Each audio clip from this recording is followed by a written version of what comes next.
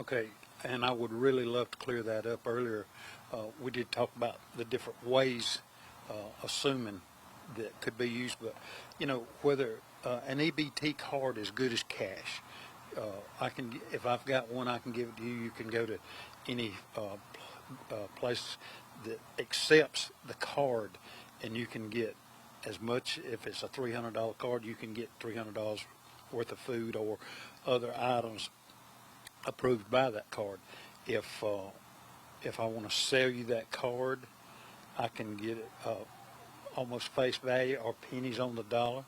If I want to trade it for anything of value, we'll do that. But all of that, all the above, is illegal.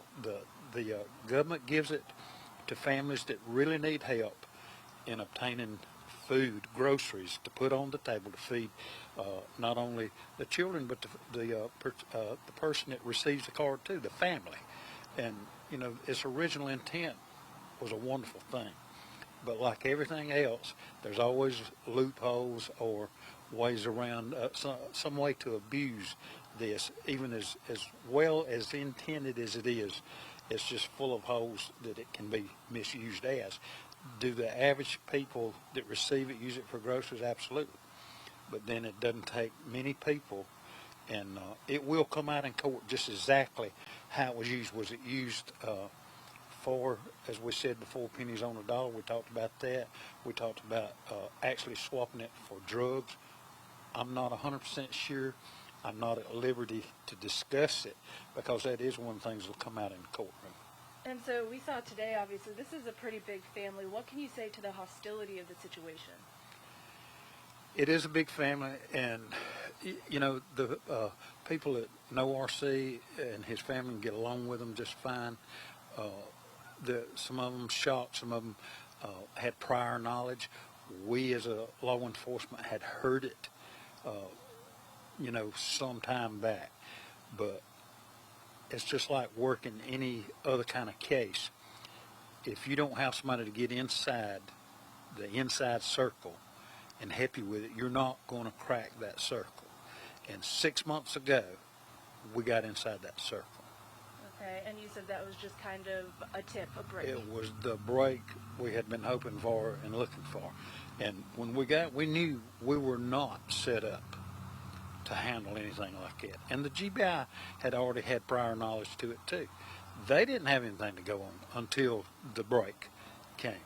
So, and it's like I said before, the agencies, the amount of agencies and personnel were involved, it's amazing that the investigation lasted that long and nobody leaked any information out. It all held again. Instead of falling apart, it fell in place. And it's just amazing that as fewer people down here knew it and as fewer people in the city knew it. The GBI worked it, we worked it, the city worked it, and the information didn't get leaked out. It's a credit to the Hart PD and my office as well as the GBI. And the people who bought food stamps, can they be held accountable?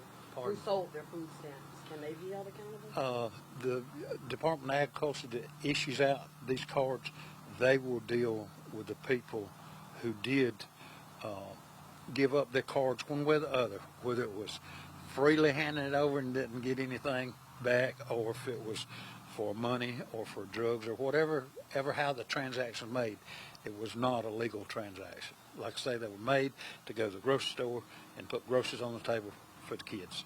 So they sent me this, the managers sent me this question directly, so answer it in any way that you can, or if you can't, just let me know. How are all of these charges related, and just give me any soundbite you can on how these charges are related as we continue to see more and more. Just exactly how it all ties together, the drug charges, the card charges, and some other charges. I can't actually tell you how that's coming together today because that's a key factor when we walk into the courtroom.